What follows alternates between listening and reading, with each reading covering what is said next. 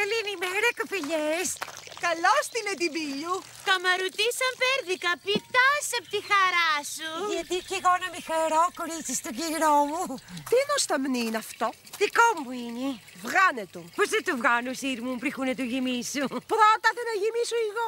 Καρτέρα τη σειρά σου. Δεν περιμένεις τη σειρά μια τσιλιγκουπούλα. Πρώτη γεμίζει το σταμνί, πρώτη διαλέγει άντρα. Σύρμα, τι λόγια είναι αυτά? Συγκράτη το θυμό σου. Φιλιάκους κι αν σε έφτισε, άλλον άντρα θα πάρεις. Δεν με έφτιασε. Το σκέφτεται η δήλωση στον μπαμπά μου. Ή αφού το θέλεις, άκουτα. Η μένα αγαπάει. Την αγαπάει. Ακούστε την. Και τι να σου ζηλέψει, που είσαι μια ξυβράκουτη, που έχεις μια κιλότα. Μια άλλα πεντακάθαρη και όποιον θέλεις, ρώτα. Εγώ είμαι κόρη Τσέλιγκα, του Τσέλα η θυγατέρα, που έχω 300 πρόβατα και 500 γίδια, μπακύρια και μαλάματα και 8 σειρές γιουρδάνια.